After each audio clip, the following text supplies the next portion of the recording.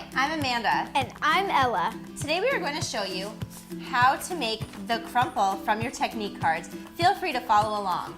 This is the easiest of the techniques because all you have to do is crumple.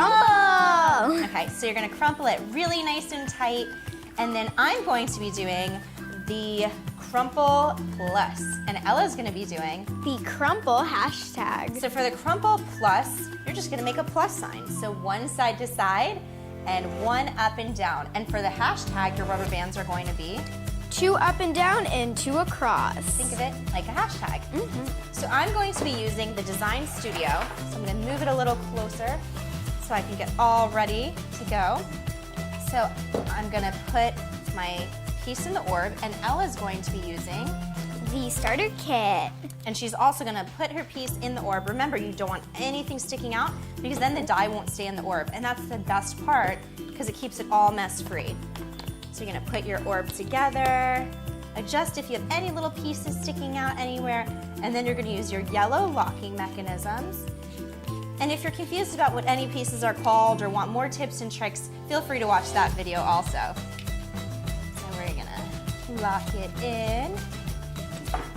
For the Design Studio, after this part, you're going to stick it into this, and then you're going to put the pink end pieces on to really lock it in and keep the die.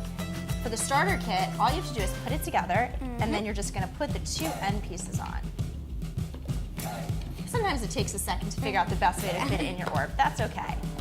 And then I like to use the handle to lock it into place. 2 different ways that you can do this, and both of them are very fun. This one's all about the turning, and that one's about the shaking. So put on your end pieces. And now we are ready to what? Die, my favorite part. It is the best part, for sure. So I'm going to be using yellow and red. What colors are you going to use, Ella? Red and blue. Okay, and remember, use the lighter colors first. And you're going to want to stick it in as many places as you want. Remember, the more dye and the more places you put it, the darker your piece will be and the more colorful. Yay. And the thing is too, when you put a lot of color, your rubber bands are gonna, the white in the rubber bands are gonna make it pop even more. You can skip a spot too if you don't want too much color, but I like lots of color. Remember, the more dye that you add onto your piece, the more colorful it will be, and the more the white from the rubber bands will stand out. And before you start pulling out, make sure you stop squeezing. It'll keep it nice and mess-free.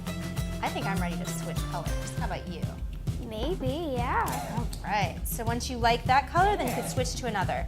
My favorite thing about the Design Studio is that you can do this. You get even more spots. With the starter kit, you can shake it and spin it, and you can do all different angles there too. So you just keep adding your color. So when you add more than one color, it starts to mix, and you get really beautiful new colors. And the more color you add, the more you can swirl it around in your orb also and get even more coverage. I'll add some here.